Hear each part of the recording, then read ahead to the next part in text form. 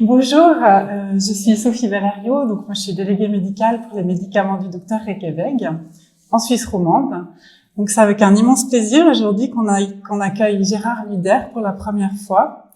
Donc Gérard Luder, c'est un praticien de santé. Donc toi tu as ton cabinet à Bienne et tu exerces depuis déjà passé 40 ans. Environ 40 ans. Oui. C'est bien. C'est bien ça. Donc ce soir, on a l'immense plaisir de suivre le premier webinaire qu'il va nous donner sur le vaste thème de comment mieux gérer le stress, l'angoisse et la dépression avec la micronutrition et bien sûr les médicaments du docteur Reykjavik. Alors si vous avez des questions, n'hésitez pas à les poser à l'aide de l'outil que vous avez vu. Et puis Gérard y répondra aussi à la fin de sa conférence. Voilà, maintenant je me tais, je te laisse parler et puis je vous souhaite une bonne écoute à tous. Merci beaucoup Sophie et je vais remercier aussi le laboratoire Labo Méo Suisse de cette invitation sur une problématique qui en effet on rencontre de plus en plus, qu'il s'agit de stress, l'angoisse et la dépression. C'est vraiment quelque chose qui a tendance à augmenter.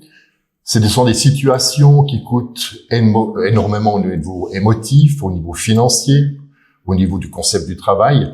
Et donc, de plus en plus, nous devons nous atteler, en fait, à pouvoir traiter les gens qui se trouvent dans cette situation.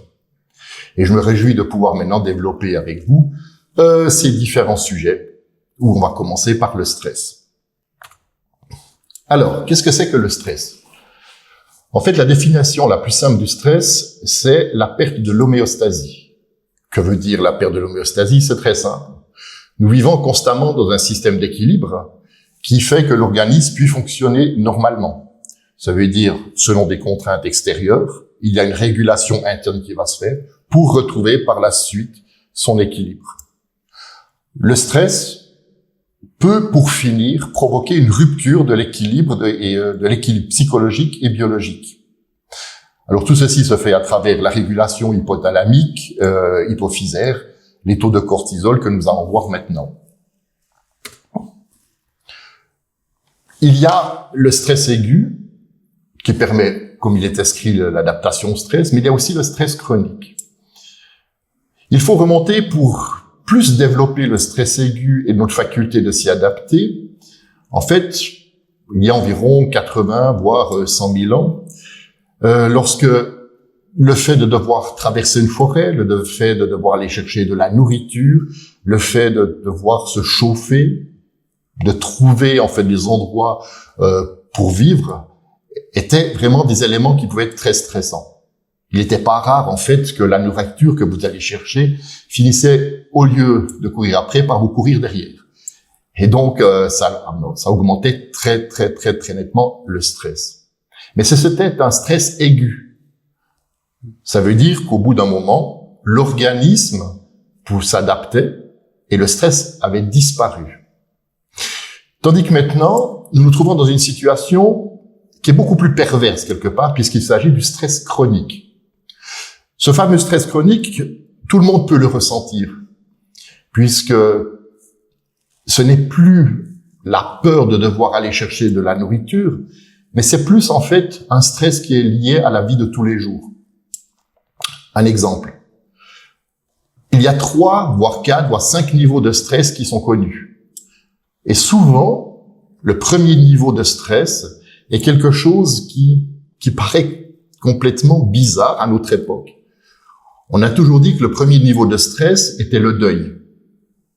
Alors que maintenant, en fin de compte, ce n'est plus le deuil, mais c'est l'argent que l'on a emprunté pour se payer une maison, pour se payer une voiture, pour aller en voyage, par exemple.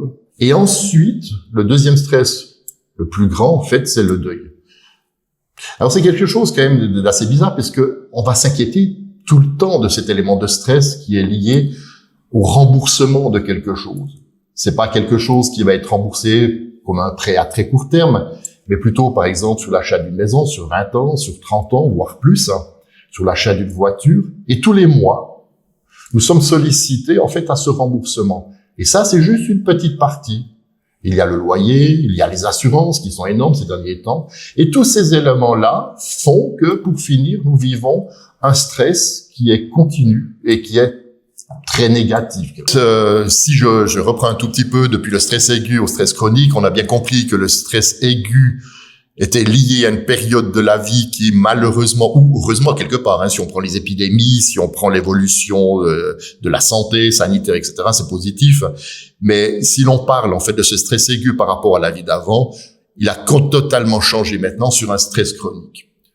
Donc, par rapport à ce stress chronique, à long terme, ça va provoquer un épuisement.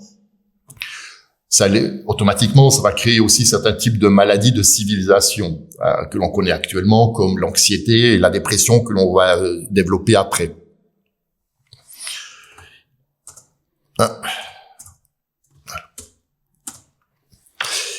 Il y a différents types de symptômes, en fait, qui sont reconnus à travers le stress. Et je suis sûr que, en tant que thérapeute, vous avez tous rencontré ce genre de symptômes qui sont liés au stress, comme par exemple l'agitation, l'impatience, la fatigue, les troubles du sommeil, troubles de la mémoire, troubles somatiques possibles, gastriques, colites, arythmies, mais principalement, c'est vrai qu'on le retrouve soit dans des troubles cardiaques, ou alors des angoisses avec une sensation en fait d'anxiété, de dépression, de boule à l'estomac. Tous ces symptômes vont être très usants pour l'organisme avec des variations hormonales que l'on peut d'ailleurs mesurer soit au niveau sanguin, soit au niveau salivaire ou même au niveau urinaire par exemple. Conséquence de ce stress sur un niveau prolongé: fatigue, agitation, troubles digestifs. Les troubles digestifs sont connus, puisque ça peut aller jusqu'à des ulcères d'estomac, par exemple. Troubles du sommeil. Alors ça, forcément, on a énormément de cas actuellement qui ont des troubles du sommeil avec une hyperidéation. Et c'est là que l'on verra par la suite aussi, à part la micronutrition, que les produits Reykjavik, avec Kieta, par exemple, ont développé un produit qui est fantastique avec ce problème d'hyperidéation en ayant différents produits comme Coffea, comme Escosia californica. Donc là, on va le voir par la suite. Le stress prolongé va favoriser aussi un problème d'immunité, d'oxydation cellulaire, qui va demander un apport beaucoup plus important, en fin de compte, d'antioxydants pour prévenir certains types de complications. Pour moi, comme ce que l'on trouve énormément dans la littérature, en fait, le magnésium est vraiment un des éléments principaux du stress. Alors, selon certaines études, normalement, il faudrait avoir environ l'équivalent de 400 mg de magnésium tous les jours pour pouvoir subvenir aux besoins de l'organisme. Et ce qui est intéressant, selon ces études, on arrive à peine par jour aux alentours de 150-200 mg. C'est-à-dire, pour arriver à une moyenne de 400 mg de magnésium, il faudrait intégrer environ 4000 calories par jour. Donc vous imaginez en fin de compte le nombre de personnes qui auraient un surpoids suite juste à compenser en fait ce manque de magnésium. Alors, le manque de magnésium va provoquer différents symptômes, et les plus connus sont les troubles de type de contracture, les crampes, ces sensations de fourmillement lorsqu'il y a une pression extérieure psychologique, un stress qui vient. Les gens nous disent facilement j'ai les mains qui s'endorment, j'ai des sensations de bizarrerie, de mains froides ou carrément de mains où c'est très chaud, ça peut arriver. Et c'est souvent un signe en fait de manque de magnésium.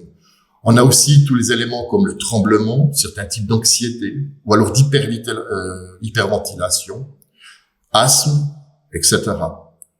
Et c'est assez incroyable lorsqu'on compense le manque de magnésium. Si le problème est le magnésium, à quelle vitesse, en fait, on va réussir à régulariser une grande partie de ces symptômes. Et souvent, comme ça, même en urgence, on peut dire à la personne de prendre 400-500 mg de magnésium. Bien sûr, pas tous les magnésiums s'assimilent aussi bien que certains. Et là, vous devez faire un choix dans les différents types de magnésium que la personne peut supporter pour éviter, par exemple, comme des diarrhées, des troubles digestifs. Il existe environ 5-6 différents types de magnésium et c'est important de personnaliser, en fait, la prise de magnésium afin de retrouver cet équilibre de la capacité d'assimilation du magnésium. Les vitamines du groupe B. Alors, dans les vitamines du groupe B, ce qui est intéressant, c'est de retenir qu'il y a quand même deux groupes de vitamines. Vous avez les vitamines hydrosolubles et les vitamines liposolubles. Alors, bien sûr, les vitamines du groupe B ainsi que la vitamine C se retrouvent dans les vitamines hydrosolubles. C'est-à-dire que le corps, globalement, ne peut pas en faire énormément de réserves. Et avec l'actuel état de stress qu'il y a au niveau de la population, on peut dire que bien 50% de la population a un manque de vitamines du groupe B. Sur ce, il faut encore rajouter peut-être au niveau de l'alimentation, puisqu'une partie de la population, aussi de nos patients, vont pencher beaucoup de plus en plus dans le véganisme. Et donc on sait que par exemple la vitamine, la B12, peut être un problème si elle manque au niveau du sang, c'est clair, hein, l'assimilation du fer et autres, mais aussi sur un plan de vue psychologique. Et là, je vous ai marqué en fait quelques effets psychologiques qu'il peut y avoir sur un manque de magnésium. Alors ça date de quelques années, mais j'avais trouvé ça assez intéressant. Par exemple, la vitamine B1 va provoquer en fait un manque, la thiamine va provoquer en fait une augmentation des angoisses, être beaucoup plus sensible aux angoisses, avoir moins de réserves, on peut dire, par rapport à l'angoisse. La vitamine B5 va provoquer en fait, si elle manque, la perte du sens de l'humour. Et ça, c'est rigolo parce que, enfin rigolo, c'est-à-dire, apparemment j'ai de la vitamine B5. Tu n'en manques pas. Apparemment ça joue. J'avais eu il y a quelques années un patient qui était venu en consultation et celui-ci m'avait dit, écoutez, je viens, j'ai un gros problème. En fait, j'ai perdu totalement le sens de l'humour. J'étais quelqu'un qui participait, j'étais quelqu'un qui aimait bien rigoler, j'aimais bien faire des gags, etc. Et j'ai perdu ce sens de l'humour, je sais pas ce qui se passe. Et alors, je donne rarement une vitamine B5 seule comme ça. J'avais donné la vitamine du groupe B, avec un peu de magnésium, différents éléments encore, et c'était assez impressionnant à quelle vitesse, en fait, ce patient a récupéré. En l'espace de quelques semaines, il avait retrouvé, en fait, son sens de l'humour, pouvait rigoler avec les autres, supporter la moquerie, etc. Donc, c'est une vitamine à penser surtout sur ce genre de symptômes qui peut être sympa. La B6, bon, la B6, c'est connu, par rapport à la déprime et à l'angoisse, hein. Sérotonine et GABA, vitamine B9, sérotonine. Vous avez la B12 aussi qui est intéressant. Alors, la B12, à part le fer, il y a un autre sujet qui est intéressant, c'est qu'elle agit en fait sur l'estime de soi. Si vous manquez de B12, au niveau psychologique, il peut y avoir un effet d'un manque d'estime de soi. Actuellement, étant donné que ces vitamines sont hydrosolubles, l'organisme les perd très facilement. Et souvent, une alimentation qui n'est pas équilibrée on devrait en fait supplémenter dans ces vitamines du groupe B. Ensuite, on a les oméga 3. Et là, on rentre en fait dans les rapports entre les oméga 6 et les oméga 3. Alors, ce qui est intéressant, quand vous regardez comme les gens fonctionnent, comme les gens mangent, le rapport oméga 6 devrait être à 3, et le rapport, en fait, oméga 3 devrait être à 1. Et on a plutôt, en fait, un rapport de 20 est à 1, puisque peu de gens, en fait, utilisent dans leur alimentation des oméga 3, à moins qu'ils soient justement, soit qu'ils aient une connaissance de l'importance des oméga 3, surtout de la composition, est-ce qu'il y en a deux, EPA et DHA. L'EPA a une action beaucoup plus sur la circulation sanguine, anti-inflammatoire, thromboxane, tandis que DHA, en fait, la partie DHA a une action beaucoup plus psychologique, régulation au niveau des membranes synaptiques. Donc, c'est vraiment quelque chose de très intéressant. Mais malheureusement, on a beaucoup plus un effet quantitatif d'oméga 6 avec une diminution des oméga 3, donc automatiquement une augmentation de certains phénomènes inflammatoires. Maintenant, il y a aussi un autre problème avec l'âge. On a tendance à perdre un certain type d'enzyme qui est la delta 6 désaturase et qui permet justement l'assimilation, la transformation de ces différents types d'oméga. Et on le remarque aussi, si vous prenez de temps en temps le bus, le train, les personnes qui ont une peau qui sentent le rance. Et ces gens, en fait, ont très souvent un manque de zinc, un manque de magnésium, un manque de bonnes huiles aussi, comme ces fameuses oméga 3, et surtout, en fait, un manque de cette enzyme qui est activée, la delta 6 désaturase, qui est activée par le zinc, par le magnésium aussi, mais surtout aussi par les vitamines du groupe B, par exemple. tous ces schémas de stress que l'on a vus finissent aussi par un autre problème qui est automatiquement lié, en fait, à un problème d'inflammation. Ça veut dire que le processus final d'un stress est un processus, on pourrait dire, pro-inflammatoire. À travers ce processus pro-inflammatoire, c'est clair que la régulation du stress ne va pas seulement se faire au niveau uniquement l'assimilation, en fait, de micronutriments, de vitamines, etc. Nous devons absolument penser, en fait, au microbiote. Ce microbiote joue actuellement un rôle essentiel dans la régulation du stress. Comme on le verra par la suite, non seulement sur le stress, mais aussi sur l'anxiété, en utilisant, en fait, compte, l'acide GABA-aminobutyrique, qui est l'élément principal de la régulation de l'anxiété. Donc, en fait, de simplement donner des vitamines du groupe B, du magnésium ou d'autres micronutriments pour essayer de régulariser le niveau de stress ne suffit pas. Vous devez absolument, en fait, vous intéresser au microbiote intestinal et à sa barrière. Un phénomène inflammatoire chronique sur l'intestin va provoquer une perméabilité de l'intestin et bien sûr aussi, in fine, amener à un phénomène de type inflammatoire. Ensuite, il n'y a pas seulement l'aspect inflammatoire de l'intestin, mais c'est cette relation émotionnelle que l'on a entre le cerveau et notre intestin, qui se fait à travers le nerf vague. Et là aussi, donc, on va jouer sur différents niveaux. Et alors, il y a le niveau, par exemple, lorsqu'on traite quelqu'un énergétique. Alors, on parle pas du niveau énergétique homéopathique ou autre, on parle du niveau énergétique environnemental. Ça veut dire gérer, en fait, ce qui va se passer autour de soi. Par exemple, si vous êtes sur des fondations, sous les fondations, il y a de l'eau qui coule, en fait, des courants d'eau, des courants électriques. Si autour de vous, vous avez des phénomènes qui sont liés, par exemple, à tout ce qui est Wi-Fi, ou trop d'utilisation de téléphones portables, ou très tard, la lumière bleue, etc. Là, c'est le niveau, en fait, environnemental. Ensuite, vous avez le niveau psychologique. Ça veut dire, rien ne sert de donner des micronutriments si vous ne gérez pas le niveau psychologique. Soit vous avez les compétences, les connaissances qui vous permettent de traiter les gens, hypnose, EMDR, IFT, ou des analyses par exemple, soit vous allez amener le patient à rencontrer d'autres types de thérapeutes qui permettent de combler ce manque. En dessous, vous avez le côté biologique. Et c'est là, en fait, qu'on va donner des nutriments, qu'on va s'occuper de la barrière intestinale, etc.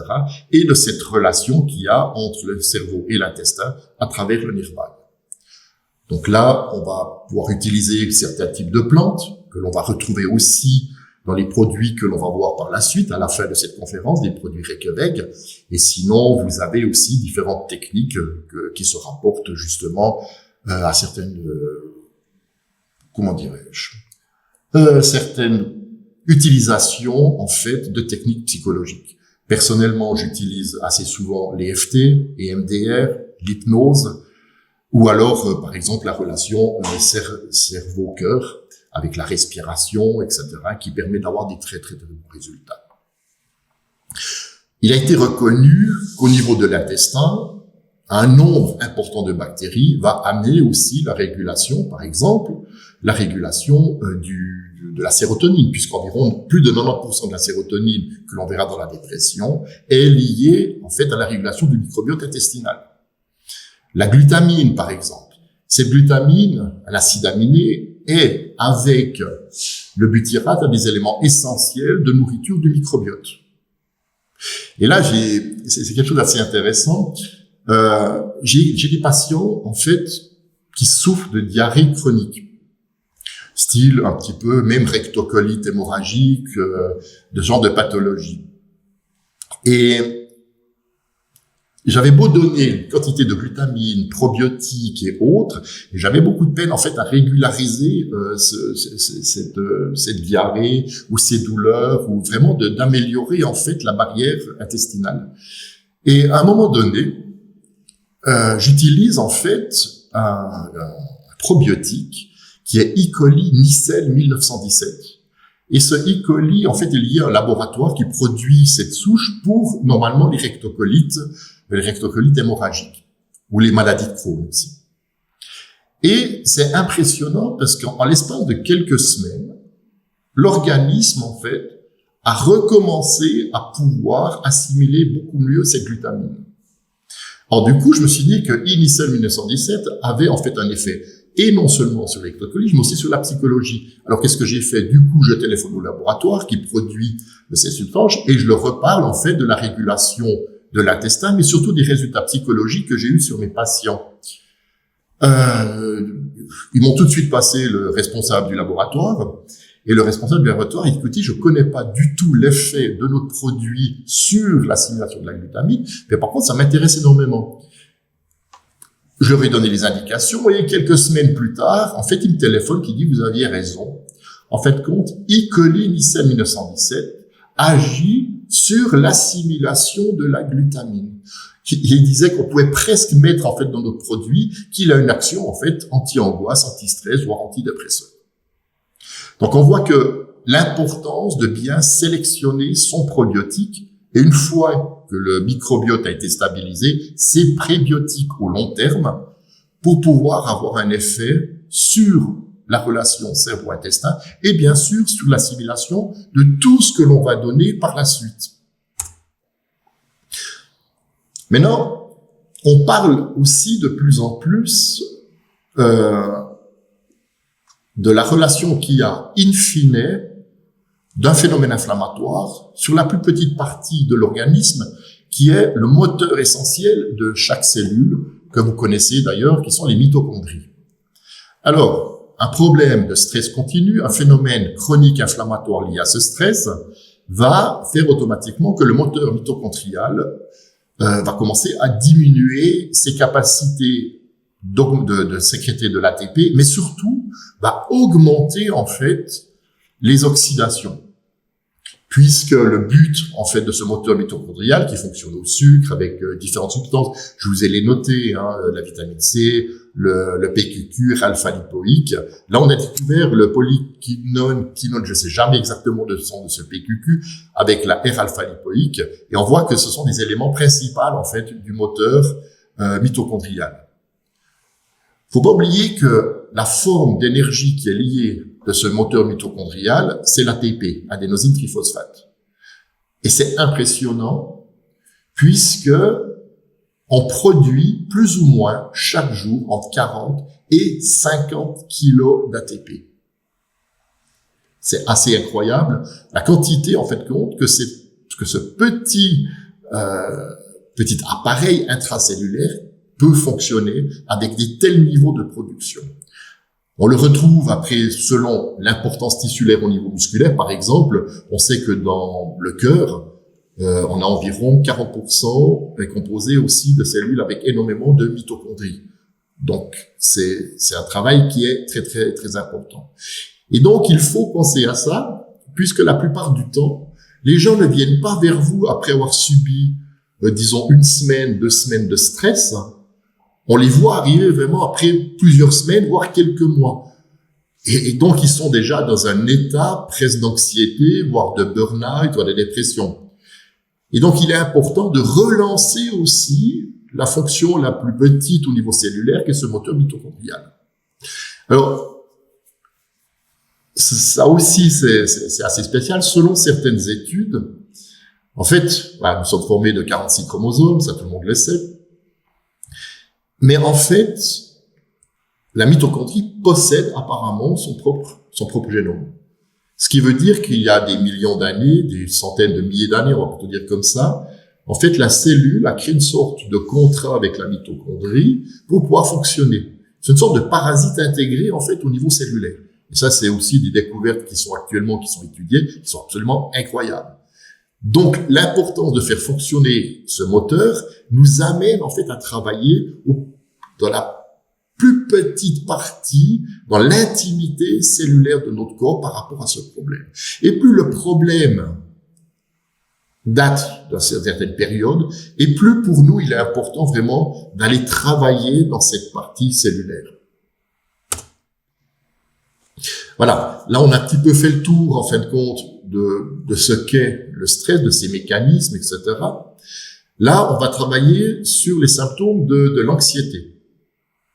Alors, on peut, bien sûr, être uniquement stressé, mais si ce stress continue, c'est très fréquent que les gens viennent, en fait, avec de l'anxiété. Et d'ailleurs, l'anxiété provoque un stress, le stress provoque de l'anxiété. En fait, c'est le serpent qui se mord la queue. Et on finit tous, en fait, par avoir des patients qui ont une multitude, en fait, de symptômes liés uniquement à ces deux phénomènes. Alors là, il y a une série, en fait, qui ont été notées. Vous avez les tremblements, des maux d'estomac, fatigue, manque d'énergie.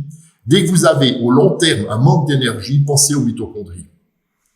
Dès que vous avez un patient qui, par exemple, prend des médicaments, prend des médicaments pour le diabète, par exemple, Ozempic et autres, vous avez ces symptômes-là parce qu'en fait, ces symptômes, en plus de provoquer de la fatigue et un certain stress, vont diminuer, en fait, les capacités de la mitochondrie à travailler. Donc, on peut avoir aussi des éléments d'anxiété liés tout d'un coup à la prise de certains types de médicaments, dont, par exemple, cet Ozempic. On peut avoir des engourdissements, comme un petit peu dans le stress, des inquiétudes, tensions musculaires, transpiration, irritabilité, problèmes de sommeil, serrement de la poitrine, palpitations. Combien de fois, par exemple, au niveau de, j'ai travaillé pendant quelques temps dans des services d'urgence, combien de fois on a des gens qui viennent avec des troubles de type cardiaque, douleurs même qui vont partir dans la mâchoire, dans le bras, etc. Puis en fait, c'est uniquement un manque de magnésium, un manque de repos, un manque de vitamines du groupe B. Ou alors c'est clair que ça peut être beaucoup plus grave. Mais une grande partie de ces patients se retrouvent en fait aux portes de l'hôpital ou du médecin ou de chez vous avec ce genre de symptômes. Palpitations, difficultés de concentration. Alors, bien sûr que le principal neuromédiateur dans ces cas-là, c'est l'acide GABA. L'acide GABA aminobutyrique. Alors, c'est lié à la glutamine et non pas au glutamate. Je vais vous parler justement parce que je vous dis ça, c'est relié à l'anxiété et au stress, mais de voir à quel point l'alimentation liée à ces différences entre la glutamine et le glutamate peut être incroyable. J'étais au restaurant avec ma compagne et arrive une famille avec 2 enfants, dont une enfant avait sûrement un syndrome d'hyperactivité, trouble de la concentration, etc. Elle avait une 12aine d'années, courait de table en table pour pouvoir discuter, pour pouvoir être agitée, là, tout simplement. Et à un moment donné, elle s'asseye avec ses parents. Et bien sûr, comme il arrive très souvent dans nos restaurants, vous avez au milieu de la table, vous avez en fait comment est-ce qu'on appelle c'est du glutamate, oui. C'est quoi? Le Maggi, voilà, le fameux Maggi. C'est bien de chez nous, ça. Et je dis à ma compagne, alors, elle avait reçu un Coca-Cola, qui n'était pas un Coca-Cola zéro, mais un Coca tout à fait normal. Et elle avait à côté d'elle, en fait, ce fameux Maggi, cette poudre. Et je me suis dit, elle va se jeter dessus. Elle va se jeter dessus. Et c'est ce qui s'est passé. Alors, je me suis dit, elle va mettre un tout petit peu sur son pain et le manger comme ça. Mais en fait, ce qui s'est passé, elle a ouvert la boîte et elle a mis pratiquement toute la quantité de la bouteille du Maggi, en fait, dans sa main, et elle l'a balancé comme ça dans sa bouche. Alors, il y a le Maggi bio lié à une plante, hein, mais il y a aussi ce fameux Maggi industriel qui contient énormément du glutamate. Et on voit que indirectement son cerveau recherche ce genre de structure. Après, le pire, c'est que au niveau de son Coca-Cola, je pense qu'elle le trouvait pas assez sucré. Et elle a rajouté, en fait, dans son Coca, à chaque fois qu'elle se versait un verre, elle rajoutait 2 cuillères à sucre, à café de sucre dans son Coca.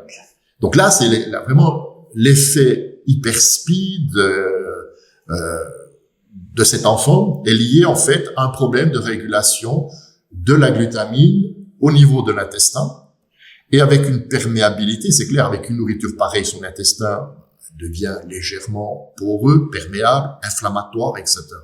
Et la quantité de L-glutamine qui manque, plus ce qui va avec donc les vitamines du groupe B, par exemple, principalement la B6, la B1, la B3, l'inositol, le magnésium, la taurine. Pourquoi la taurine? Parce que la taurine, avec la vitamine D3, permet une très meilleure, en fait, assimilation du magnésium, par exemple, et bien sûr des antioxydants. Donc, si vous ne attaquez pas à ça, ben, cette jeune fille, par exemple, on ne peut pas la traiter si on va pas au fond de cette problématique. Et c'est clair qu'elle était traversée par cette hyperactivité, mais on sentait énormément d'anxiété aussi chez elle. Donc là, on voit que le rapport entre la glutamine et le glutamate est vraiment très, très, très, très important, en fait.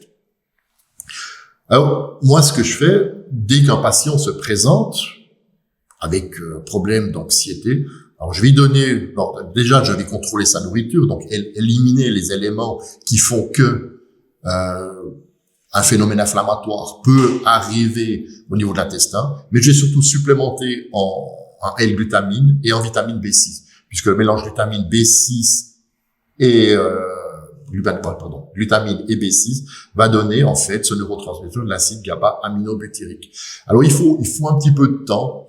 Je dirais pour avoir des bons résultats, il faut calculer quand même en 3 et 4 semaines, et vous voyez gentiment une amélioration qui va se faire. Alors bien sûr, ça suffit pas.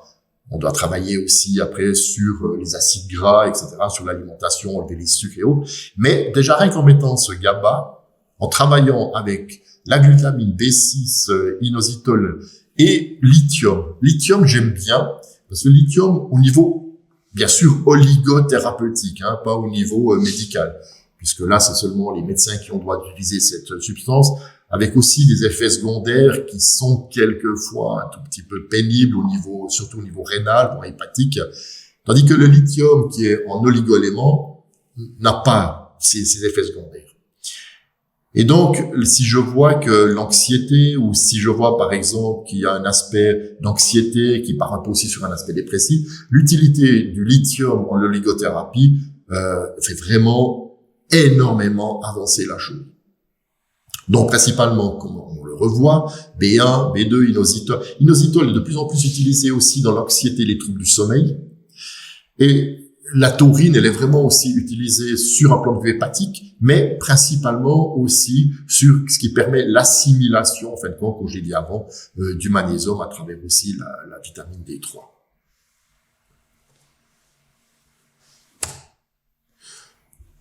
Là, on va partir sur la définition et le mécanisme de la dépression, parce que globalement, c'est vrai que suite à cela, on retrouve assez facilement des mécanismes qui vont aller dans le sens de la dépression. La dépression, à ce niveau-là, a aussi différents types de symptômes. La tristesse, fatigue sévère, trouble de la mémoire, culpabilité, trouble de l'appétit, repli sur soi, anxiété, rumination, idées noires, trouble du sommeil, etc. Et donc à partir de là, il existe même une triade de la dépression, parce que c'est pas évident de repérer, si on n'est pas un professionnel, psychiatre, psychologue et autres, de vraiment essayer d'avoir une idée claire de la dépression, puisqu'on peut avoir une dépression dopaminergétique, on peut avoir une dépression sérotoninergétique. Donc on voit qu'il n'est pas évident, disons, de faire la différence. Mais principalement lorsqu'on a un repli sur soi, lorsque on a l'impression que ce que l'on fait n'a plus aucune importance, qu'on est envahi de tristesse, de mélancolie, on peut dire qu'on approche facilement à un stade déjà évolué de la dépression. Les neuromédiateurs dans tous ces sujets sont très, très importants. Toujours en début de consultation, pour faire un petit aparté, toujours en début de consultation, j'utilise un questionnement sur les neuromédiateurs. Et pour voir si j'ai affaire à un problème de tyrosine, un problème de tryptophane, un problème de glutamine, etc. Donc, en fait, je pose 5 questions. Comme par exemple, si je veux déterminer si on a affaire à un trouble de la dopamine, qui est lié à un acide aminé qui est la L-tyrosine, la question que je vais poser, c'est quel est votre niveau, en fait, de motivation dans la vie de tous les jours? Et ça, j'essaye de le faire mesurer de 0 à 10. 0, pas de motivation, 10, beaucoup de motivation. Et ça permet d'avoir une idée générale, disons, du niveau, en fin de compte, que l'on peut avoir de la dopamine, et donc automatiquement de cet acide aminé qui est la L-tyrosine. En ce qui concerne l'acétylcholine, par exemple, je pose la question sur la mémoire. votre niveau simplement de mémoire, votre niveau de concentration, si sur une échelle de 0 à 10, étant donné, comme je l'ai dit avant, que 0 c'est très mauvais et que 10 c'est très bien. Sur, par exemple, l'angoisse, quel est votre niveau d'angoisse, de peur de 0 à 10? Et là, vous allez tomber selon le niveau, en fait, compte à un manque de glutamine, un manque de vitamine du groupe B, principalement la B6. Si en plus de l'angoisse, la personne vous dit, oui, alors, je suis triste ces derniers temps, c'est terrible, mais surtout avec un mécanisme d'angoisse et de dépression. Je l'ai dit, la sérotonine? Non, j'ai dit la glutamine. Oui. Et le petit dernier, en fait, oui, parce que comme j'ai pas de réponse de l'autre côté, en fait, par rapport à la sérotonine, simplement, quel est votre niveau de mélancolie, votre niveau de tristesse, mais pas sur un moment donné, vraiment en général, de 0 à 10. Et là, vous allez voir, en fait, compte le problème, la problématique du tryptophane, qui est liée, en fait, à la sérotonine. On sait que le tryptophane va amener à d'autres choses, en fait, va amener, par exemple, à la sérotonine, mais va aussi, par méthylation, avec la vitamine B12, va amener, en fait, à la mélatonine, le trouble du sommeil, l'endormissement. Alors, la mélatonine est tout petit peu un piège quand même, parce que beaucoup de gens qui donnent l'impression d'être en manque de mélatonine, vous donnez de la mélatonine, ça fonctionne pas. Pourquoi? Parce qu'en fait, cette mélatonine est de plus en plus considérée, beaucoup plus comme un antioxydant cérébral, et c'est la valentonine, un autre type de neuromédiateur, qui permet justement ce fameux endormissement. Mais c'est vrai que si les gens, en fin de compte, ont des troubles, trouvent pas le sommeil et autres, de pouvoir amener par cascade entre le tryptophane et pour finir à la mélatonine à travers la sérotonine. Donc c'est vrai que il faut le faire. Mais nous verrons par la suite que dans les troubles du sommeil, nous avons ce fameux Quieta de Dr. Ekeweg, le numéro 14, qui permet vraiment de nous sortir de beaucoup de ce genre de problèmes en fait. Alors, c'est ce qu'on a dit, hein. Il y a deux types de dépression. On a cette dépression de type sérotoninergétique, hein, comme je l'ai indiqué ici, avec la tristesse, une perte d'intérêt. La fameuse triade cognitive, hein, le soi, l'environnement, le futur négatif, comment on se considère, comment on voit l'environnement, futur négatif. Et si vous regardez autour de vous, même les gens que vous connaissez traversent de plus en plus ce genre de situation. Alors c'est vrai, c'est pas forcément tout le temps. Mais à partir d'un certain âge, je dirais entre 30 et 60 ans, on retrouve de plus en plus de personnes qui se disent « mais je fous quoi ici, par exemple? Mais je suis utile à quoi? Mon boulot, c'est quoi? C'est de me lever à 6h, 7h du matin, d'aller bosser, de rentrer, de me payer quoi 3-4 semaines de vacances, d'aller de temps en temps au restaurant, et ceci pendant les 40 prochaines années. » Alors, c'est vrai que ça donne un petit peu une idée de la vie, quelquefois, qui peut être difficile. Si vous rajoutez dessus le stress, l'anxiété que ça va apporter par rapport à ce que vous devez fournir tous les jours. N'oublions pas que nous sommes devenus non plus des personnages, mais des forces de travail, hein. C'est clair. Hein. Et donc, ces forces de travail doivent amener ce travail qu'il faut amener tous les jours. Et donc, la peur de ne pas y arriver. Et cette peur de ne pas y arriver, pendant 30-40 ans, ça peut être des questionnements de soi sur son environnement. Futur négatif. Bon, ça c'est pas très compliqué, il suffit d'allumer le téléviseur ou d'écouter la radio. Actuellement, je crois qu'on est gâté. Si vous êtes même des fois personne très jeune en désirant des enfants, vous pouvez même de plus en plus de futurs jeunes parents se poser la question, mais est-ce que je veux vraiment faire des enfants dans le monde qu'on nous présente? Et donc, ça peut donner aussi d'énormes frustrations par rapport à ça. Donc, s'enfoncer dans une dépression de type sérotoninergétique, c'est quelque chose qui est même, je dirais, assez habituel. Sur les patients que je vois en une semaine, je pense que j'ai un tiers qui vient pour des troubles en fait liés à de la dépression ou à de l'angoisse ou simplement par rapport au stress. Le deuxième fait suite à l'autre. En fait, la dépression dopaminergétique. Alors, pour moi, c'est vraiment, cette dépression dopaminergétique est vraiment liée, en fait, aux sensations de burn-out.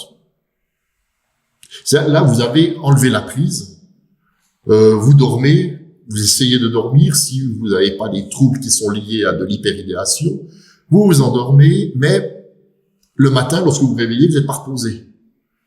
Ce fait d'être pas reposé, vous n'avez plus envie. Vous n'avez plus envie, en fin de compte, vous manquez de motivation. Normalement, vous alliez sortir peut-être une fois par semaine, 2 fois par semaine avec des copains. J'ai plus envie, quoi. Je suis fatigué. Ou alors, tiens, faire du sport, puisque le sport est très important dans tout ce qui est, en fait, au niveau de construction de neuromédiateurs. Et là, par exemple, non, j'ai plus envie d'aller faire un sport, donc j'allais 3 fois par semaine. Ouais, mais bon, je suis fatigué, il faut que je dorme, etc. Et en fait, de plus en plus, la motivation va manquer. On va s'enfoncer, en fait, dans un manque de dopamine et de motivation. Et là, comme, par exemple, le tryptophane pour la dépression sérotoninergétique, la prise, par exemple, de 500 mg de tyrosine le matin peut quelquefois vraiment faire, en fait, de vrais miracles. C'est assez impressionnant. C'est-à-dire, vous allez donner un ensemble, parce que bien sûr, pour amener de la tyrosine à la dopamine, il y a aussi, comme le tryptophane pour la sérotonine, il y a des éléments en cascade qu'il faut suivre. Donc, simplement donner de la tyrosine ne suffit pas. Donc, vous allez donner des vitamines du groupe B, vous allez donner du magnésium, vous allez donner du fer, vous allez donner du zinc. Et tous ces éléments-là vont permettre cette construction, en fait, de cette dopamine. Après, un des problèmes, en fait, de la voilà, ici, par exemple, vous avez la dépression sérotoninergétique. Oui. Plus près. Ok. Alors, mettre le micro un peu plus près. Mais j'espère que les gens ont compris, parce que on arrive gentiment. Je ne recommence pas. Non, bah. Vous avez ici, par exemple, voilà, vous avez l'évolution du tryptophane qui va depuis donc le tryptophane, le L-tryptophane, le L5-hydroxytryptophane, ensuite la sérotonine, le N-acétyl-5-HT et ensuite la mélatonine. Et dans tous ces éléments-là, en fait, il vous faut absolument travailler sur l'intestin parce que comme il est inscrit ici, l'intestin va produire plus de 90% en fait de cette sérotonine. Mais surtout, vous devez amener les cofacteurs qui vont amener justement à la mélatonine. Et c'est ce que j'ai dit avant, en fait, justement les vitamines du groupe B, le zinc, etc. Et là, vous avez le résumé ici, en fait, de l'évolution de la L-phénylanaline jusqu'à l'adrénaline, donc avec la dopamine et autres. Et là, vous avez aussi, en fait, c'est pas très compliqué, plus ou moins, les différents éléments que vous avez sur la liste à droite pour moi, en rouge, en orange, en fait, sont plus ou moins les mêmes entre la production de dopamine et la production, en fait, de sérotonine. Et là, vous avez l'aspect dopamine, phénylalanine, etc. Donc, tous ces éléments, en fait, sont importants. Et donc, vous avez énormément des vitamines du groupe B, donc hydrosolubles, et comme on l'a dit avant, qui peuvent facilement manquer dans l'organisme. Vous avez la vitamine C. Alors, la vitamine C, alors c'est clair qu'il faut l'apporter des quantités qui sont quand même assez importantes, je dirais entre 200 et 500 mg par jour, pour une simple et bonne raison, c'est que les fruits ne suffisent plus. Il y a une étude qui était intéressante sur la vitamine C, une étude qui présentait les taux de vitamine C, par exemple, des oranges d'après la Deuxième Guerre mondiale, et on arrivait à 500 mg de vitamine C par orange, donc carrément un comprimé actuel que l'on peut retrouver dans les laboratoires. Alors, est-ce que vous savez, par hasard, combien, par exemple, une orange actuellement, sauf si elle est bioédémétaire, c'est autre chose, à combien une orange contient de vitamine C? J'ai peur. Non, c'est pas dangereux. Il est descendu. Tu penses combien? 100 mg, je sais pas. 6 mg. Oh. Actuellement, une orange, en fait, contient 6 mg de vitamine C. Alors, vous avez les pommes aussi qui sont intéressants. Les pommes contiennent 60 fois moins de vitamine C qu'il y a environ 60-70 ans. La viande contient 3 fois moins de fer. Donc, en plus de prendre en considération les problèmes que l'on voit en cascade du développement de la phénylanaline jusqu'à l'adrénaline, on doit prendre en considération et l'alimentation et de ce qu'est l'alimentation aujourd'hui à travers les différentes vitamines qu'elle peut contenir. Donc ça veut dire c'est aussi un patient qui est devant vous, c'est aussi une question de prix. Ça veut dire quand vous avez une famille de 4 personnes actuellement et que vous dites au patient mais écoutez, vous présentez tous les symptômes d'un manque de tel ou tel neuromédiateur. J'ai vu la moitié. Vos enfants, on présente un manque d'oméga 3, un manque de magnésium et autres. Bah, ça peut coûter un saladier. Et donc, il faut faire aussi la part des choses. Et c'est vrai que de pouvoir donner un tout petit peu de compléments alimentaires sous forme, par exemple, de capsules ou liquides et autres, permet aussi d'amener plus rapidement à des résultats que par l'alimentation. Et ça, c'est important. Alors, c'est clair que le rêve, c'est de passer que par l'alimentation, mais c'est très difficile. Après, vous avez aussi ce que l'on a dit avant, certaines éthiques aussi. Les gens qui ne désirent plus manger de viande, vegan. Donc là, vous devez supplémenter en différents types de substances, comme la vitamine B12, par exemple, ou la taurine et autres, que l'on trouve beaucoup moins, voire pas du tout, dans les végétaux. Donc tout ça, nous devons le prendre consciemment pour pouvoir adapter, en fait, un traitement équilibré à nos patients. Alors ici, sur la dépression, vous avez ici comme complément en plus des oméga 3, surtout l'aspect DHA, le tryptophane, on l'a dit, le SAMI, ça aussi, je me souviens plus la formule exacte du ça, mais le SAMI qui agit en fait sur la dopamine, le zinc, lithium, on le revoit de nouveau ici aussi, phénylalanine, tyrosine, méthionine. Mais bien sûr, vous n'avez pas, en fait, vous n'avez pas une pathologie à chaque fois très distincte entre la dépression de type sérotonine ou la dépression de type dopamine.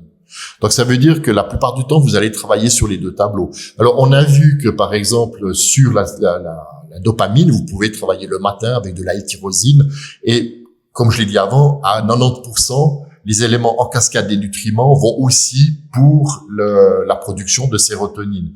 Et donc, par exemple, donner du tryptophane le soir, avec aussi des oméga 3 du type DHA, qui permet vraiment, en fait, d'améliorer une production des deux types de neuromédiateurs, que ça soit sur la volonté, sur l'envie, ou pour éliminer une certaine mélancolie, pour aider, en fait, contre ce genre de symptômes. Donc, moi, ce que je fais, je travaille la plupart du temps sur les deux, avec une production matinale de dopamine et une production le soir, spirale plutôt de sérotonine. Maintenant, une fois qu'on a fait tout ce travail, il reste en fait énormément aussi un travail sur la symptomalgie. Et là, je trouve que les produits Reykjavik, en fait, vont nous amener une facilité de pouvoir travailler sur un ensemble de symptômes. Alors, qu'est-ce que j'aime bien dans ces produits? Alors déjà, c'est au niveau des différentes dilutions. Ça veut dire que dans les dilutions que vous avez dans ces produits, vous avez des dilutions qui ont un aspect purement aussi biologique, et ensuite vous avez des dilutions un peu plus hautes qui ont un aspect psychologique. Et donc, ils ont réussi à faire un travail de régulation, d'équilibre, en fait, entre la structure, le métabolisme, la psychologie et le côté même énergétique. Ils sont faciles d'être utilisés, c'est clairement expliqué, et donc moi je les utilise pratiquement tous les jours en soutien aux différentes pathologies que je vais rencontrer dans la journée chez mes patients. Alors au niveau, par exemple, des produits, on va commencer par le Reykjavik Neuroglobine. Alors, il y a en fait ici 3 types de produits. Vous avez 3 niveaux. La décompression, glonoïne et l'achésis, la régulation, Ignacia et Mocus, et l'harmonisation, Pulsatilla. Alors ici, on a des symptômes qui sont intéressants. Par exemple, l'achésis, il y a un travail qui va être fait au niveau symptomatique sur les personnes qui ne supportent pas, par exemple, d'avoir quelque chose qui serre à la gorge au niveau de l'estomac. Mais par exemple aussi, c'est les colères rentrées. Ça veut dire ce sont des gens, en fin de compte, qui ont des colères qui sont rentrées. Ce sont des gens qui réagissent quelquefois même très violemment. C'est pour ça qu'ils ont rajouté aussi glonoïnum, qui est un aspect de rougeur, de chaleur aussi. Ensuite, vous avez Ignacia et Mocus. Alors, Ignacia, grand médicament de l'adaptation. un mot-clé d'Ignacia que j'aime bien, c'est son mot-clé, en fait, compte, c'est « Et maintenant, quelle sera ma vie ?» comme disait la chanson.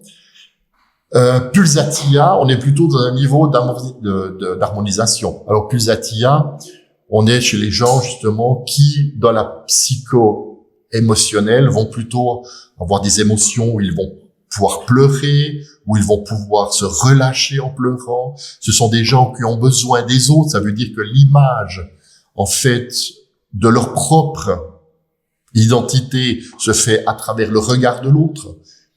Dans cette partie, Pulsatia, c'est vraiment la personne, en fait, qui a des difficultés à développer sa propre personnalité. Elle a besoin de dire qu'on l'aime, elle a besoin que la personne, qu'on lui dise de ce qu'elle fait bien. Donc, en fait, au lieu de passer par sa propre identité, son enracinement de ce qu'elle est, en fait, elle a besoin du miroir, en fait, de l'autre. Donc, dans ces phases ici, voilà, justement, donc là, ils les ont développés, hein.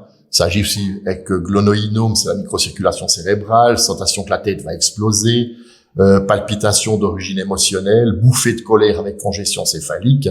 Donc là, on a par exemple un effet de stress, d'anxiété, voire de dépression même qui peut être explosif. Hein. Et la dilution, vraiment la dilution joue sur la régulation psychophysiologique. Et sans avoir des effets, en fait, qui peuvent être assez négatifs, par exemple sur des dilutions trop basses de glonoïnome. Ensuite, Ignacia Amara, donc là aussi, tension due aux contrariétés refoulées, hyperémotivité, changement d'humeur, spasme émotionnel, boule dans la gorge. Alors, boule dans la gorge, dans Ignacia, c'est vrai qu'on l'a très, très fréquemment. Ça veut dire, c'est presque un des grands symptômes clés. Si vous avez boule dans la gorge ou boule au niveau de l'estomac, Ignacia, c'est souvent ce produit qui ressort. Chagrin, contraire de Pulsatia, avec retenue des larmes. Et puis la dilution des 30, là on part dans une constitution beaucoup plus, je dirais, psychologique, voire un petit peu même énergétique.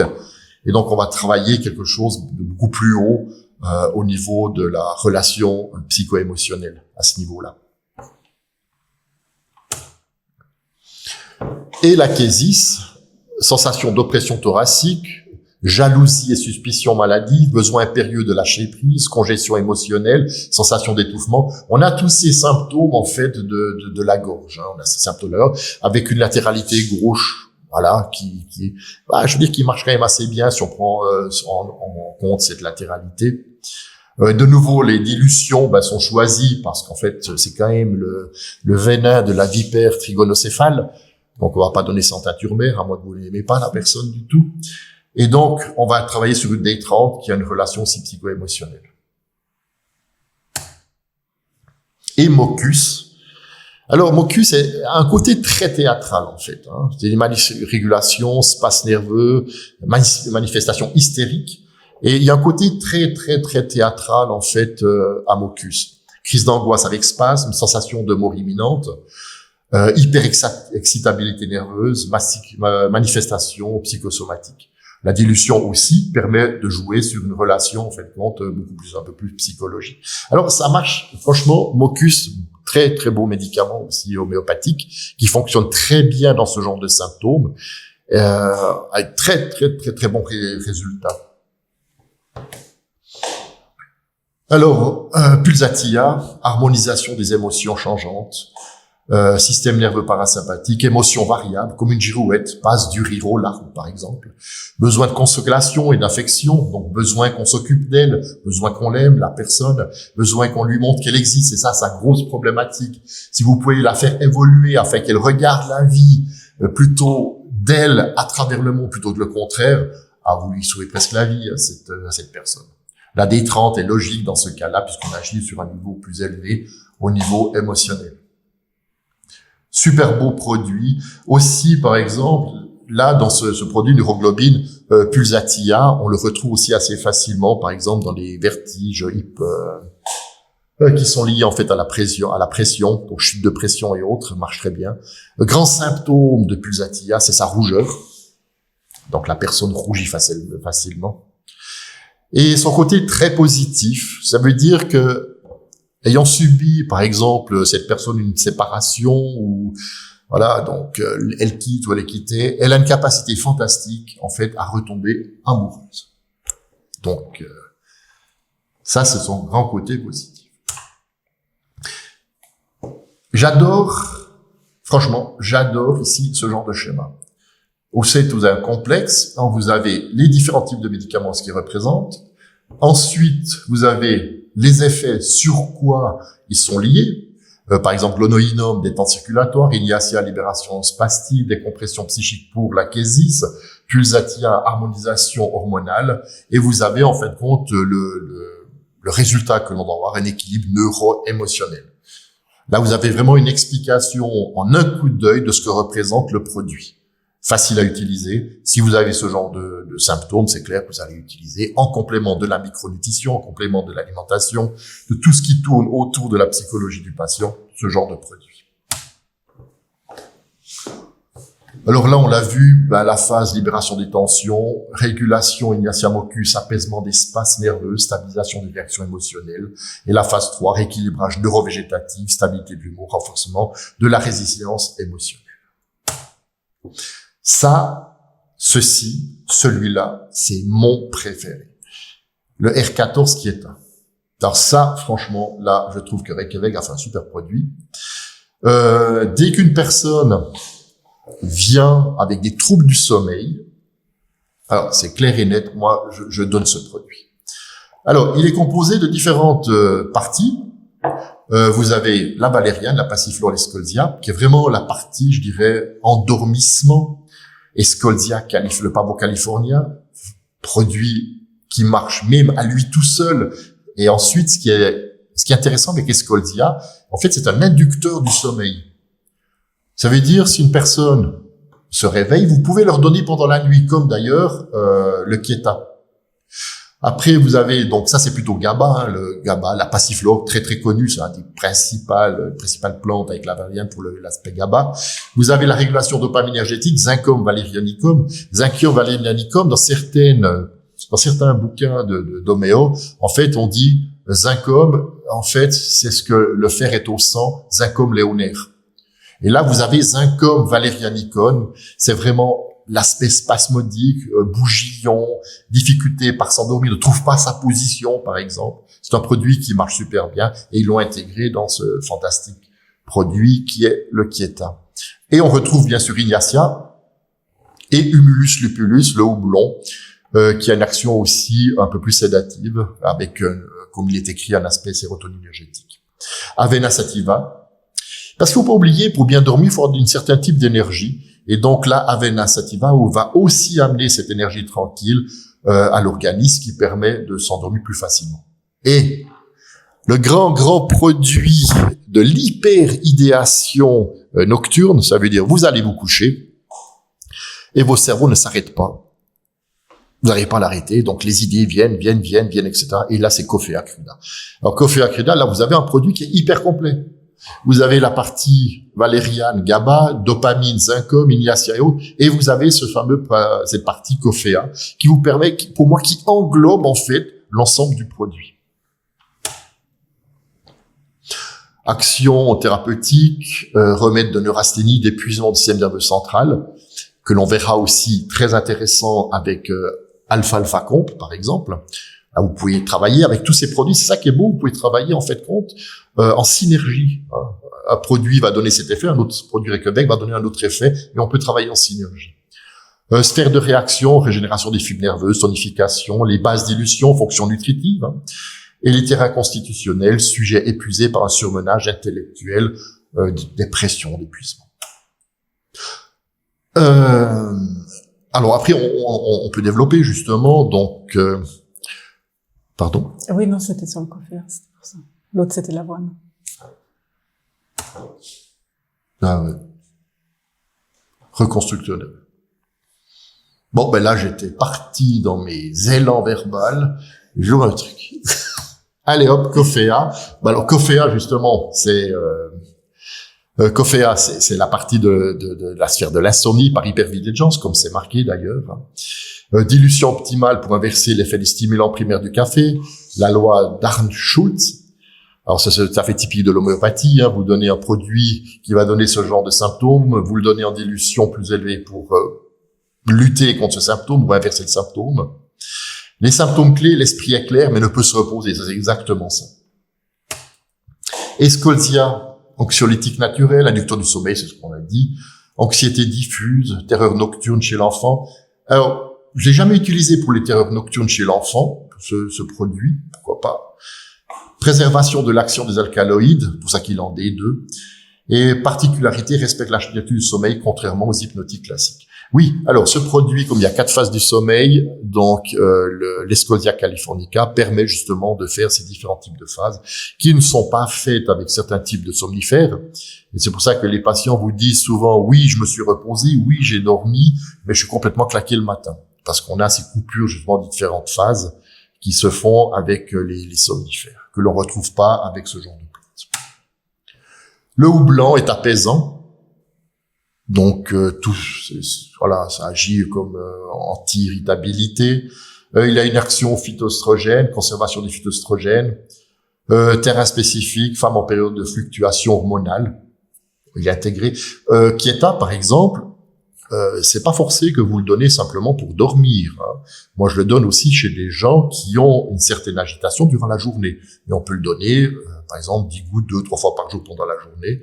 Et je donne facilement 20 gouttes le soir avant de se coucher, plus 20 gouttes s'il y a un réveil nocturne. Ignatia, on l'a vu.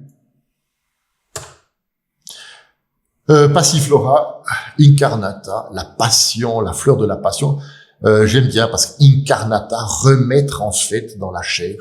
Moi, c'est une plante que j'adore, Passiflora incarnata.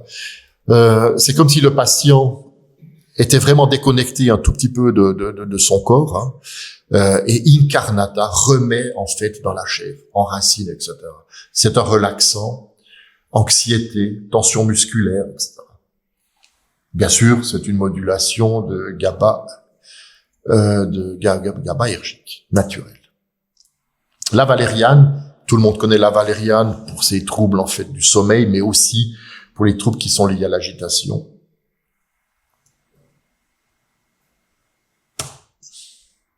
Zincum valerianicum, les spasmes. Par exemple, le fameux syndrome de jambes sans repos, agitation d'extrémité. Alors, il y a une action aussi de ce côté-là, synergie, l'association zinc-valériane sur l'action des récepteurs GABA avec la valériane. Par contre, marche très très bien aussi dans ce syndrome des jambes sans repos, que l'on peut retrouver des fois même chez certaines personnes, style suite à, par exemple, suite à un accident, où vous avez une paralysie des membres inférieurs, il marche quand même assez bien aussi là-dessus. Tout ce qu'on retrouve sur les éléments spastiques, en fait. Et bien sûr, vous avez de nouveau cette fameuse fiche avec la synergie thérapeutique du complexe, hein. Là, je vous laisse regarder. Donc, vous avez l'action organis, Escolsia, Humulus, Passiflora, anxiolytique naturel, sommeil réparateur, l'action dynamique avec Coffea, Ignatia, Zincum et rééquilibrage énergétique. Donc, c'était, comme j'ai dit avant, c'est pas une bonne idée d'avoir fait ce genre de choses qui permet vraiment de résumer le produit sur un ensemble de symptômes, sur un ensemble de constructions, en fin de compte, du produit par rapport à l'organisme et au psychique. Après, vous avez toutes les synergies, la valériane, spasmodique, moment immédiat, GABA, Avena, nutritif, etc., Passiflora. Là, je vous laisse regarder. Il suffit de lire, en fin de compte, ce qui est annoté là-dessus. Mécanisme d'action. GABA, vous avez la valériane, la passiflora, l'escolsia, dopamine, zincum, valérianicum.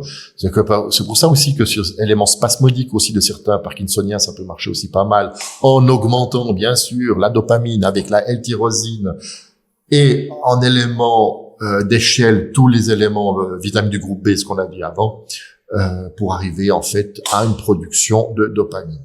L'acétylcholine, Avena sativa. Et bien sûr, aversion de Coffea par rapport à l'adrénaline. Vous avez différents produits dans ce mélange. Donc, la base, c'est le stress émotionnel. Sur le stress émotionnel, vous avez 3 produits que l'on retrouve. Ignatia, Kalium-Phos, Zincum, Metallicum. Alors, vous avez l'Ignacia, les fameuses régulations paradoxes, c'est ce qu'on a vu avant. Alors, on va pas y revenir dessus, hein, le nœud, les éléments paradoxaux, le nœud à la gorge, à l'estomac, qu'est-ce qu'on va devenir, etc. Donc, Kalium phosphoricum, restauration énergétique, marche très très bien. Bien sûr, il est sous forme de celle dilution, celle de Schussler, hein, que l'on retrouve, et donc il appartient à tous les symptômes de Kalium phosphoricum sur l'agitation, sur les troubles du sommeil par agitation, sur la mémoire aussi. Donc, restauration de l'énergie. Et vous avez Zincum metallicum qu'on en a vu de nouveau, coordination neuromusculaire. Alors, à travers cet élément-là, vous avez ce fameux équilibre émotionnel, ce bien-être psychosomatique. Alors, de nouveau, selon les symptômes, vous pouvez mélanger les différents produits. Par exemple, régulation des paradoxes et autres, vous pouvez donner ce fameux complexe Ignacia Comp pendant la journée. Et le soir, par exemple, vous pouvez donner le Quieta, le R14 pour l'endormissement. Donc, pendant la journée, vous avez ces éléments qui sont liés à l'épuisement, qui sont liés en fait à la coordination, qui sont liés au niveau paradoxal d'Ignacia, donc la fameuse boule à l'estomac. On n'a pas, ou très rarement, mais ça n'existe pas une boule à l'estomac ou une boule, je dirais, neurogène de la gorge quand vous dormez. Donc là, on va couvrir toute une sensation, tout un ensemble de sensations pendant la journée. Et bien sûr, selon ces symptômes, la plupart du temps, on est quand même dans des symptômes de type GABA ici. Vous allez, selon la micronutrition, compenser les manques qu'il peut y avoir pour arriver à cet équilibre. Mais là, par exemple, l'Ignacia Comp va vous faire garder énormément de temps dans ces symptômes très désagréables que sont ces symptômes paradoxaux d'agitation, de nœud à la gorge, de nœud à l'estomac. Et le soir, pour bien avoir un repos, pouvoir reconstituer, donc là, on peut donner le Quieta, par exemple.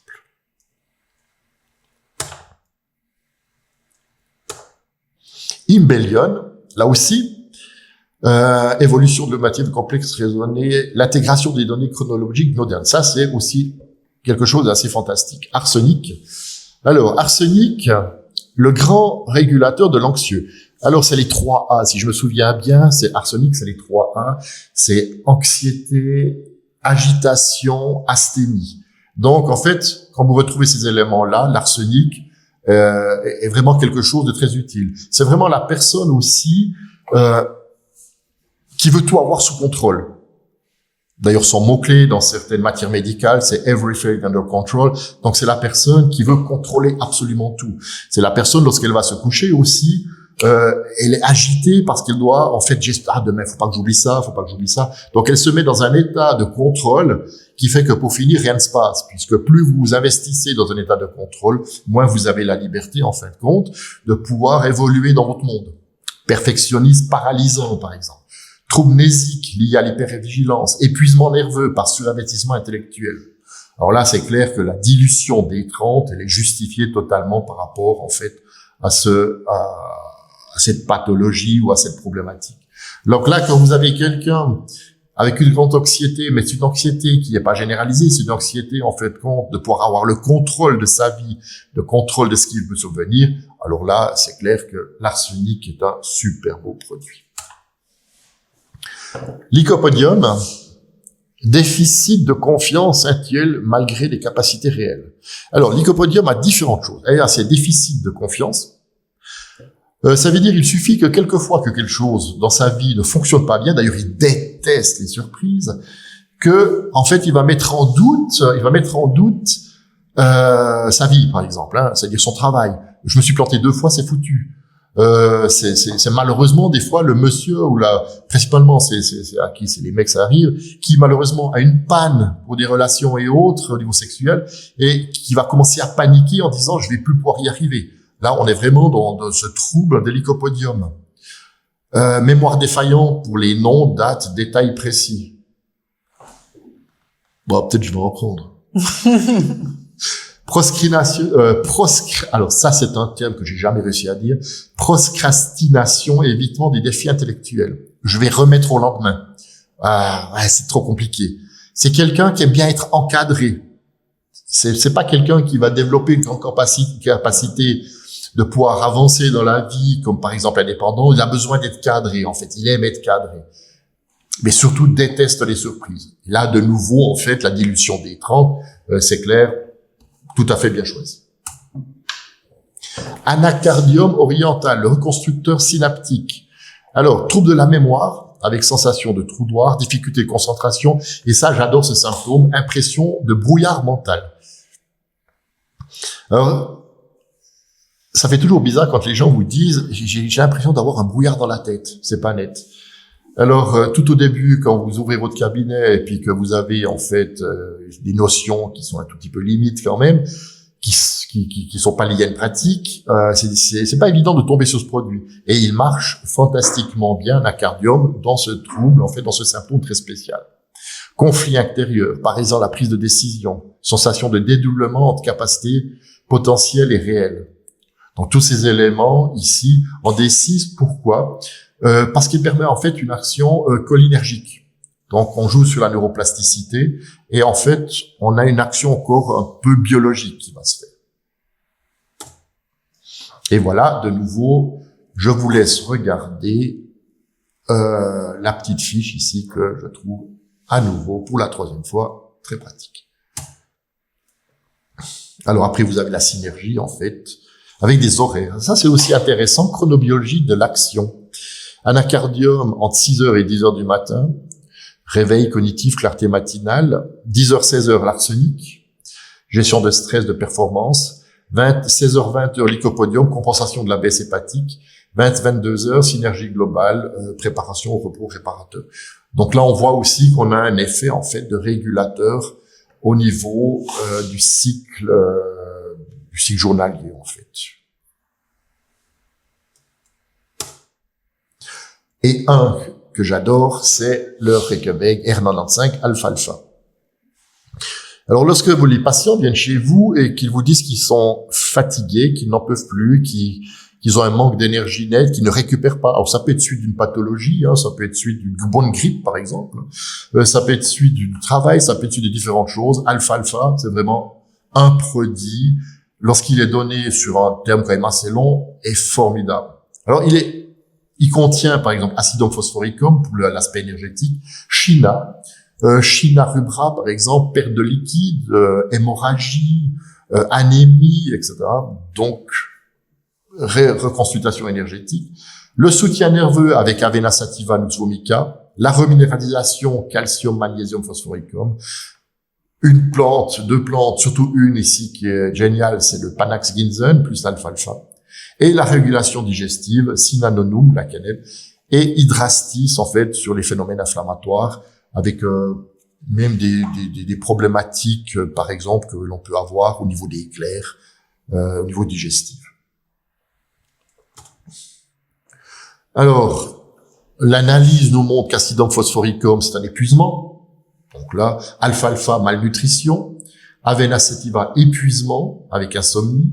Calcium fort, et on est dans la déminéralisation, China, l'épuisement, action tonique, la quinine, donc le chouette par exemple, la dépression avec frilosité, stimulation circulatoire, hydrastie, les catarrhes chroniques, tonique des muqueuses, alors ça peut être ORL, ça peut être digestive, vésicale aussi, magnésia phosphoricum, les fameuses crampes, spasmes, anxiété, Nux vomica, le surmenage. Nux vomica aussi, il a un symptôme que j'aime bien, que l'on retrouve dans différentes matières médicales. En fait, c'est plus fatigué le matin en se levant que le soir en se couchant. Ça veut dire, en fait, l'impression que malgré une bonne nuit de sommeil, la nuit n'amène pas d'énergie.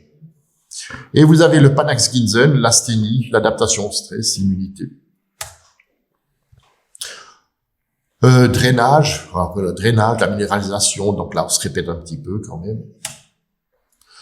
Les dilutions, c'est-à-dire que vous avez des dilutions qui ont une action directe au niveau de l'organisme, par exemple acidum phosphoricum, action directe sur le système nerveux, alpha-alpha, propriété nutritive conservée, en D2, c'est clair, magnésium phosphorique antispasmodique, vraiment avec une pénétration cellulaire, on est dans les dilutions des cellules de Fussler, par exemple, et le Nux vomica, équilibre détox. Voilà. Alors, on arrive au bout de cette conférence. J'espère que ça vous a plu. Et je laisse maintenant Sophie, en fait, voir s'il y a des questions qui sont posées. Alors déjà, merci beaucoup Gérard, parce que vraiment, tu nous as donné des informations hyper captivantes, c'était très enrichissant, vraiment très contente. On n'a pas eu beaucoup de questions, si jamais vous pouvez les poser maintenant, si vous avez des questions à poser. Bah, apparemment, c'était hyper clair ce que tu as dit, c'est pour ça qu'il n'y a pas de questions. Ou hyper confus. Il y a juste quelqu'un qui demande si l'alpha-alpha, on peut le donner pour une femme après accouchement. Oui, absolument. Il n'y a pas de souci. Et est-ce que ça peut l'aider à récupérer plus vite pendant son postpartum? Absolument. C'est clair. Sinon, il y a pas, on n'a pas de questions. Est-ce que toi, il y a des questions qui te seraient venues si tu t'étais écouté? Alors, là, je me suis écouté pendant 1h20. Ça va, hein. Non, je pense que c'était vraiment bien, c'était très très clair. Très bien. Donc voilà. En tout cas, si jamais vous pouvez aussi vous inscrire sur le site pro.labohomeo.ch et puis vous aurez accès à tous nos documents, également à tous les webinaires. Donc prochainement, dans quelques jours, se retrouvera ton webinaire, le replay du webinaire, et puis vous le recevrez de toute façon vu que vous êtes inscrit par mail. Donc voilà, on arrive au bout. Je regarde juste s'il y a encore quelques questions. Mais est-ce que c'est possible de prendre 2 produits par jour ou il y a trop d'informations pour le corps? Qu'est-ce que tu dis toi à tes patients? Alors ici, c'est clair que par exemple, si vous les prenez séparément, c'est pas spécialement un problème. Alors j'irai pas donner, disons, 4-5 produits différents. Mais par exemple, c'est ce qu'on a dit avant.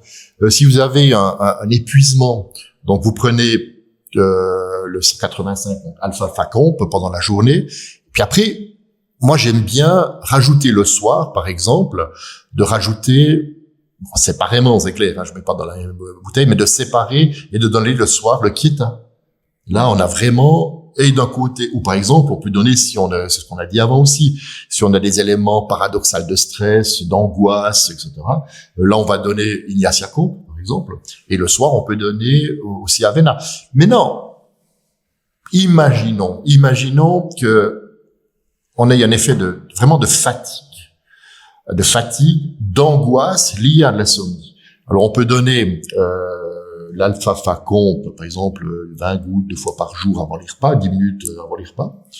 Selon les symptômes paradoxaux d'angoisse qu'on a pendant la journée, on peut donner l'Ignaciacomp. Et le soir, pour vraiment arriver à ce que la personne puisse recharger pendant la nuit, parce que bon, c'est quand même important, disons, d'avoir un cerveau qui puisse se détoxiquer, qui puisse enlever ces oxydations durant sa nuit, de faire son boulot en fait, de donner par exemple le Kieta. Donc là on pourrait donner en fait 3 produits. Ce que je ne ferais pas, par exemple, je les mélangerais quoi. Mais si on les donne à des moments spécifiques et mieux encore, par exemple l'Ignaciacomp, on peut le donner selon la symptomologie. Ça veut dire, si tout d'un coup tu as des angoisses, tu peux prendre par exemple 10 gouttes toutes les demi-heures, par exemple, tu prends 4-5 fois dans la demi-heure, jusqu'au moment où le symptôme disparaît en fait. Mais par contre, un moment et puis après en chronique de nouveau. Voilà. Et par contre, la Vena Sativa, tu vas le donner tout le temps pour la récupération. Et le Kieta, tu vas le donner jusqu'au moment en fait où les personnes passent bien le ventre. Après, tu peux diminuer. Et le Kieta, c'est ce que j'ai dit avant aussi. On peut le donner 1, 2, voire 3 fois par nuit, on peut. Mais en tout cas, 2 fois par nuit, c'est tout à fait faisable. S'il y a un réveil nocturne. Donc voilà, écoute, pas d'autres questions. Très bien. Je vous remercie aussi beaucoup de votre écoute. Ça serait chouette que j'aurais eu tout le monde devant moi, mais voilà. Quoi, la technologie faisant. Ça se passait pour ça. Mais en tout cas, puis merci à toi, à Michel et au laboratoire de m'avoir permis de parler de ce sujet. Ça nous a fait hyper plaisir. Alors merci à tous et puis une belle soirée à tout le monde et à bientôt. Bonne soirée.